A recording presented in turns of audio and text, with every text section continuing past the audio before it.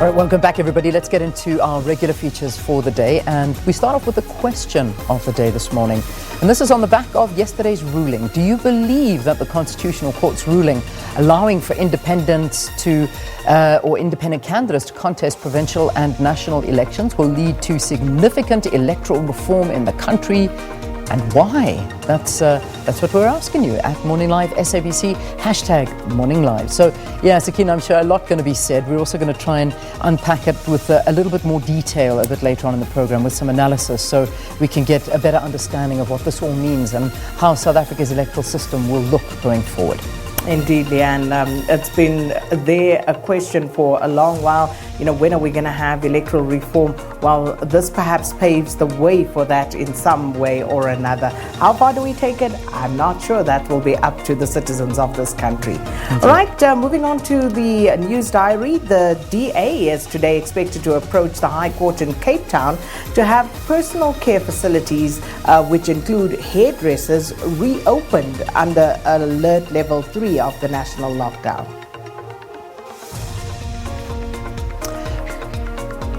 Okay, according to figures released by the Health Ministry last night, the total number of confirmed COVID-19 cases that South Africa has had to date now stands at 58,568. The number of deaths is sitting at 1,284.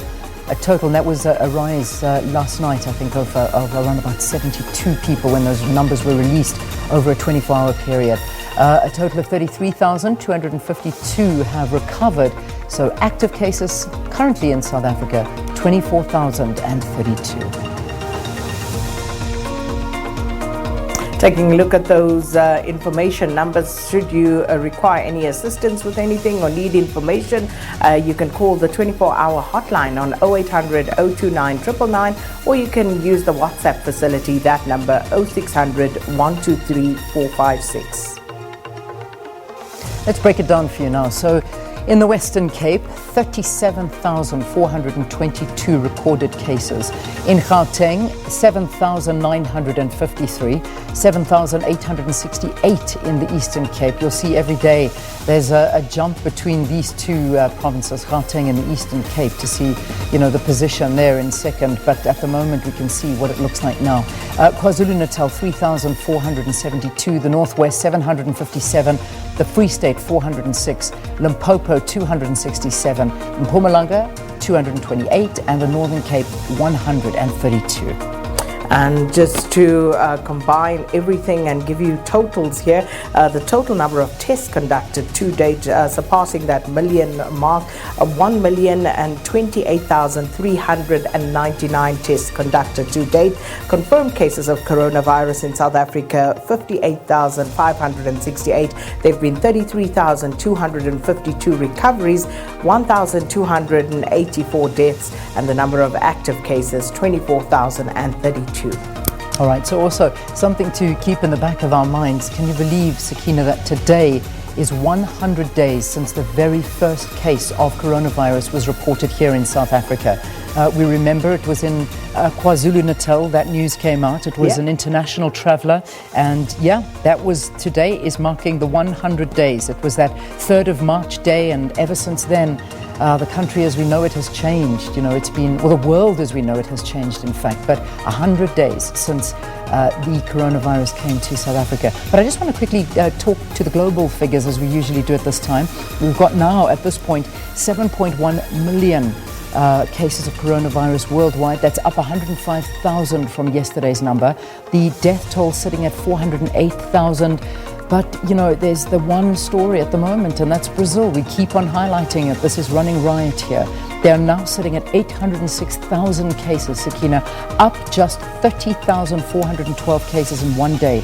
And the death toll is sitting at 41,058. That's up 1,239. Of course, the US is still unfortunately topping that list with over 2 million infections, 19,000 added to that yesterday, and the death toll is 115,000 deaths, 847 yesterday. So that's just that global picture. All right, let's go to those trending topics now, Leanne. First up, #Bheki Cele.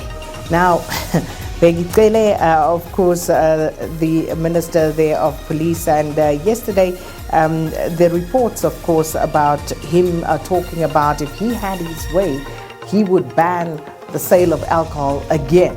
Yeah. And that, of course, got people talking. Yeah, it really did. And also, not only that did he say, but he also came out and said, you know, the whole issue of the Black Friday is creating a real hatred towards police. And he said that this was the wrong decision. We shouldn't be doing that because, you know, this impression is bad. And, you know, he's basically saying he doesn't know about the violence that police commits in his time. He doesn't think that they do. So, you know, this is the minister coming out in defense of his police, but no one really sort of having it right now, and many people talking to it, just, you know, just saying, basically he came out and said in South Africa there is no police brutality, and he was slamming the ANC over the Black Friday anti-racism campaign, saying it gave criminals a chance to turn the community against the police. So that was the big statement that really got South Africa talking.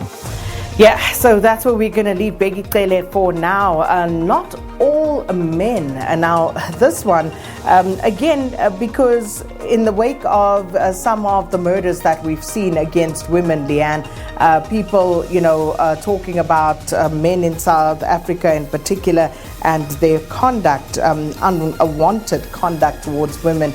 And then a hashtag was started saying, hashtag not all men. Men trying to justify that it's not everybody who, you know, is basically harassing women, murdering women. There are some good men still out there. So it was a very interesting hashtag. But as our producer Lebu was saying, it's one of those where it's like hashtag Black Lives Matter, and then somebody comes and says hashtag all lives matter.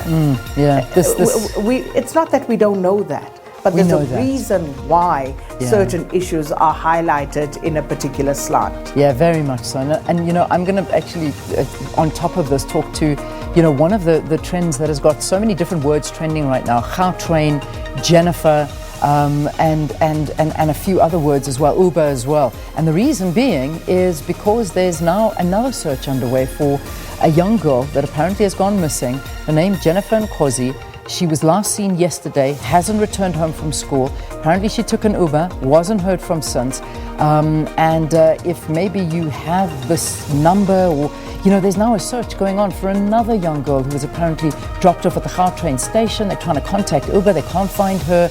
And I don't want this story to end again the way they usually end. So, yeah, you know, as much as it's not all men, there is a significant amount of men out there that unfortunately do this. So, yeah.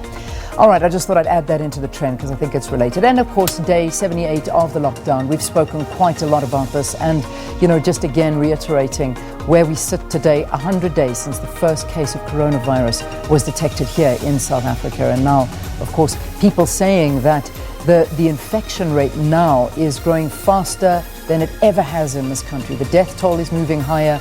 The infection rate is moving higher. So we're going into this time that we've been warned about, where the peak is now coming very fast.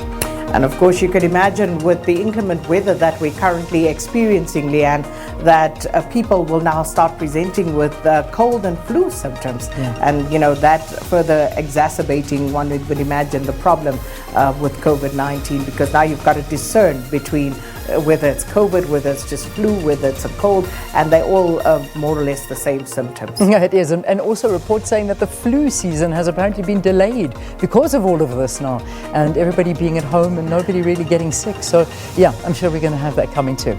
Anyway, that wraps all of that up. Let's get into our news headlines. A minute early. We're going